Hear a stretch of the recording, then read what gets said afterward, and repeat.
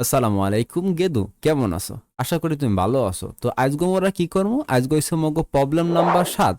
তো এই problem number 7-এ মোরা কোন কামটা করব, কোন কামটা মোরা উলগামু, এটা দেখার জন্য একটু সামনে যাইতে হবে। তো আজকে মোরা মূলত যে ফাংশনটা তৈরি করব সেটা হচ্ছে কাউন্ট অকারেন্স নামে একটা ফাংশন আমরা তৈরি করব। এইটারে বোঝার আগে আমরা মূলত প্রবলেমটা একটু বোঝার চেষ্টা করি যে কি এখানে লেখছে।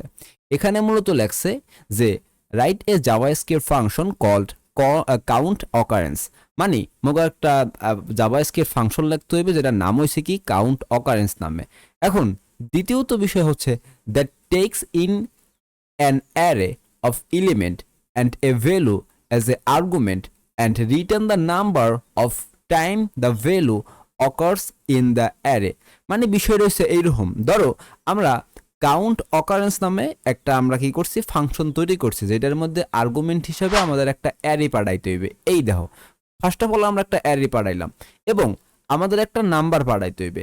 যেই নাম্বারটা কি করবে, মানে ফাংশনের কাজ হচ্ছে কি এই যে নাম্বারটা আমরা পাঠাইছি, এই যে 4 পাঠাইছি, এই 4 এই যে অ্যারেটা আছে প্রথম যে আর্গুমেন্টটা পাঠাইছি এই অ্যারে এর মধ্যে 4 মূলত কয়বার আছে সেইটা সে খুঁজে বাই করবে, কাউন্ট করবে এবং ওইটারে সে কি করবে, রিটার্ন করবে।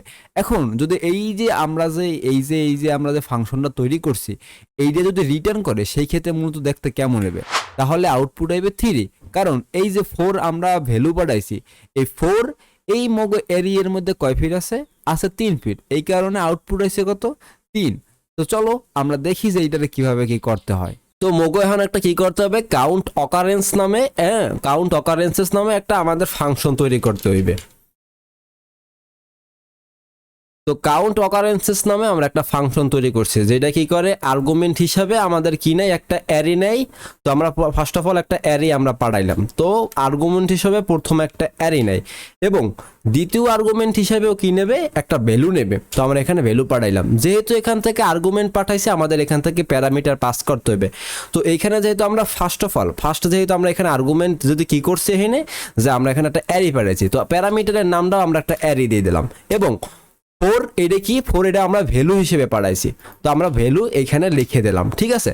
তো এখন আমরা আমাদের কি করতে হবে, মানে আমাদের কাম হইছে কি আমাদের এই যে অ্যারের মধ্যে দেখতে হবে এই 4 কতবার আছে, 4 যেই কয়বার আছে ওই কয়বার আমাদের কি করতে হবে, রিটার্ন করে দিতে হবে।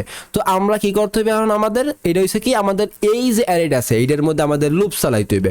তো লুপ চালানোর আগে আমাদের একটা কাজ করতে হবে, আর সেটা হচ্ছে কি আমাদের কাউন্ট নামে একটা ভেরিয়েবল ডিক্লেয়ার করব যেটার ইনিশিয়াল মান থাকবে 0। কারণ এই কাউন্টের মানটার মধ্যে আমরা মূলত কি করবো, এক এক করে বৃদ্ধি করবো যে আমাদের ভ্যালুর সাথে অ্যারের কোন ইন্ডেক্সটা মিলতে আছে। তো এখন আমাদের ফর লুপ আমরা চালাবো। তো ফর লুপটা শুরু হবে কোন থেকে, আমাদের 0 থেকে শুরু হবে এবং কোন পর্যন্ত চলবে যে আমাদের যে এই অ্যারে নামে যে প্যারামিটারটা আছে এইটার লেংথ পর্যন্ত চলবে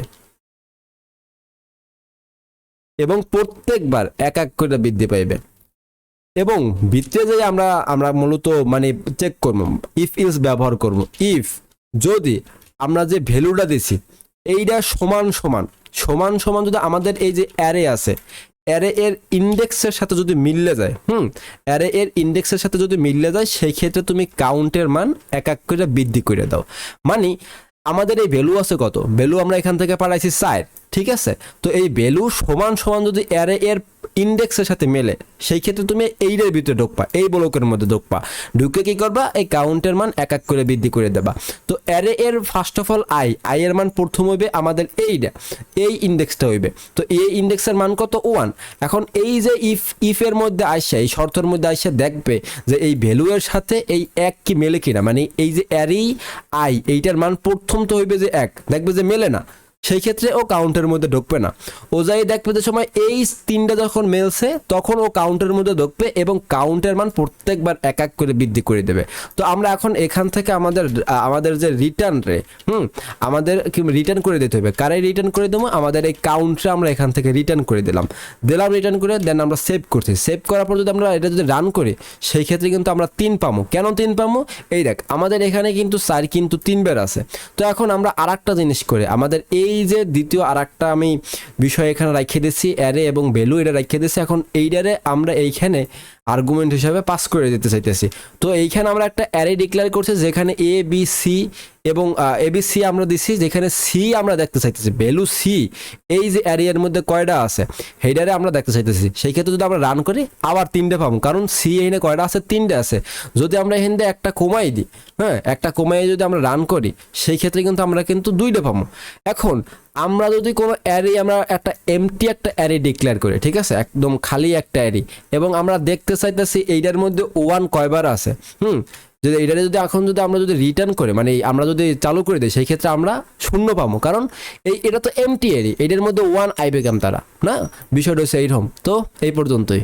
থ্যাংক ইউ ফর ওয়াচিং গেদু, তুমি এতক্ষণ ধৈর্য সহকারে প্রবলেমটা একটু সলভ করছো, তার জন্য তোমার অসংখ্য ধন্যবাদ। ভালো লাগলে অবশ্যই এই ভিডিওটা তুমি শেয়ার করবা তোমার বন্ধু বান্ধবের সাথে। আল্লাহ হাফেজ।